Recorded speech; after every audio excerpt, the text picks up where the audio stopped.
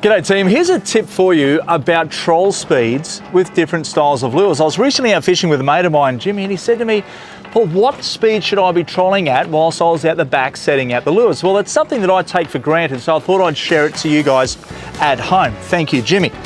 So here I've got a variety of lures that I would use offshore. I've got bibless, bibbed, deep diving bibbed, and of course I've got some pushers.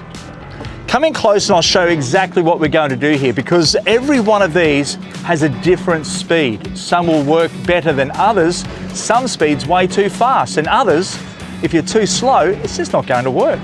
I'll show you what's used for what. So this one here is super heavy. It's a Nomad bibless. Now I can tow this thing up to around 15 or 16 knots. Now the closer it is to the boat, clearly it's going to hop out of the water. So I put this one back a little bit further. She's geared up with wire, of course, single hooks, great for wahoo and fast swimming species, even tuna. So that's the Nomad bibless. Going up into the Halco Laser Pros, I love these lures. They are a fantastic lure, great colour, great finish. This one here is a 6-metre diver. You can see it's got a very large bib on it. So to tow it at say 15 or 16 knots is going to be different.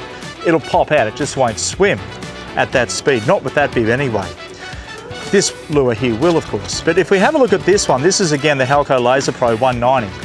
And it's got the new bib that still dives down to 6 metres like the previous model, but this particular bib here, being shorter, allows the lure to get down to that 6-metre depth at speed.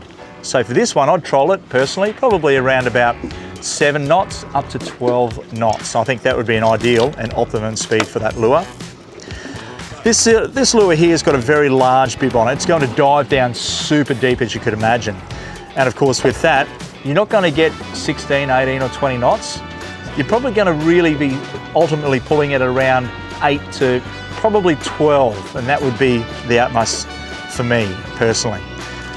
Probably even 6 knots at times if you just want to slow it down. But getting around that 8, 10, up to 12 max would be enough. With our skirted lures here, these skirted lures are the pushers.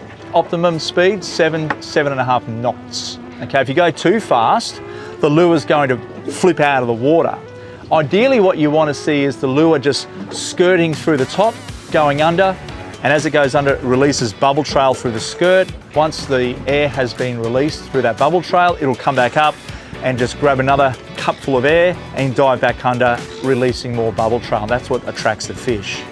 So that 7.5 knots is ideal. These jet heads, I love them. They're great. They're fast. So these are fantastic. The jet head you can tow fast.